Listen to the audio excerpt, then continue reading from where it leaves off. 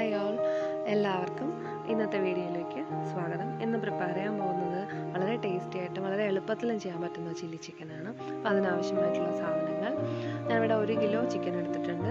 ബോൺലെസ്സോ ബോണോട് കൂടിയതോ ആയ ചിക്കൻ നിങ്ങൾക്ക് ഉപയോഗിക്കാം. അത് നല്ലവണ്ണം മാരിനേറ്റ് ചെയ്ത് അരമണിക്കൂർ വെച്ചതിന് ശേഷം ഫ്രൈ ചെയ്തെടുക്കുകയാണ് ചെയ്യുന്നത്.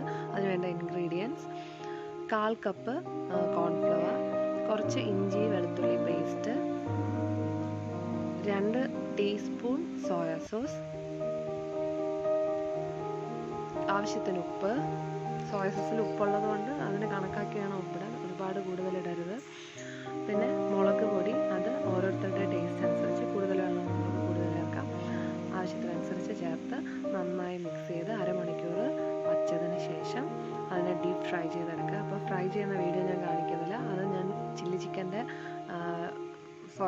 ചിക്കൻ ഫ്രൈയുടെ വീഡിയോയിൽ ചെയ്തിട്ടുള്ളത് പോലെ തന്നെയാണ്. അപ്പോൾ അത് കണ്ട് എല്ലാവരും ചെയ്യുക. അപ്പോൾ നമ്മുടെ ഫ്രൈ റെഡി ആയിട്ടുണ്ട്. ഇനി മറ്റ് ഇൻഗ്രീഡിയൻസ്: ഇതൊരു 4 ചെറിയ സൈസിലുള്ള സവാള ക്യൂബായിട്ട് കട്ട് ചെയ്തതാണ്.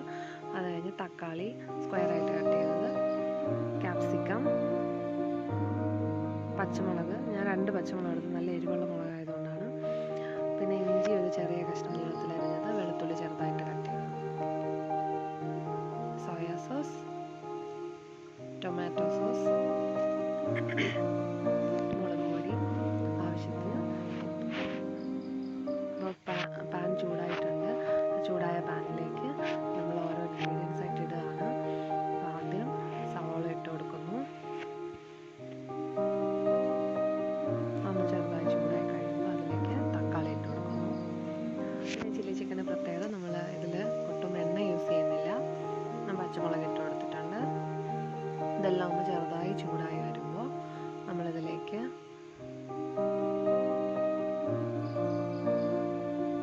ക്യാപ്സിക്കം ഇട്ട് കൊടുക്കുന്നു.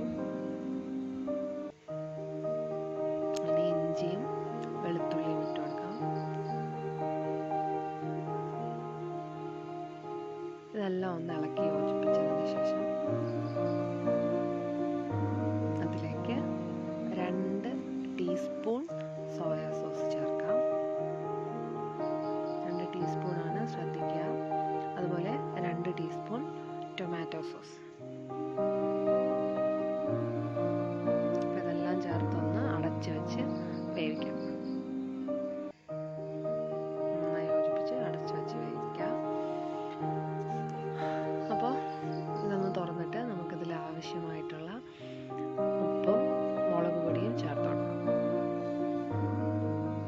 ഇനി ഗ്രേവി ആവശ്യമുള്ളവർ ആവശ്യത്തിനനുസരിച്ച് വെള്ളം ചേർക്കുക. ഇത്തിരി കൂടുതൽ വെള്ളം ചേർക്കുക. ഞാൻ ഗ്രേവി കുറച്ച് ആവശ്യമുള്ള കുറച്ച് വെള്ളം ചേർക്കുന്നുള്ളൂ. അതായത് ഇതൊന്ന് വെന്ത് കിട്ടും, ഈ പച്ചക്കറി എത്രയൊന്ന് വെന്ത് വേകുന്നതിന് ആവശ്യമായിട്ടുള്ള വെള്ളം മാത്രമേ ചേർക്കുന്നുള്ളൂ. നിങ്ങൾ ഗ്രേവി കൂടുതൽ ആവശ്യമുള്ളവർ കൂടുതൽ വെള്ളം ചേർക്കണം. ഇനി ഇത് നന്നായി തിളച്ച് കഴിയുമ്പോൾ ഇതിലേക്ക് നമ്മൾ ഫ്രൈ ചെയ്ത് വെച്ച ചിക്കൻ ഇട്ട് കൊടുക്കാം. ഇതൊന്ന് തിളച്ച് നന്നായിട്ട് യോജിച്ച് കഴിയുമ്പോൾ നമുക്ക് തീ ഓഫ് ചെയ്യാം.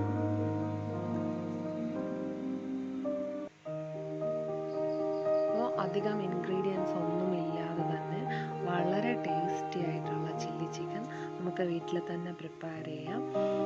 വളരെ ടേസ്റ്റിയാണ്, എല്ലാവരും ട്രൈ ചെയ്യണം.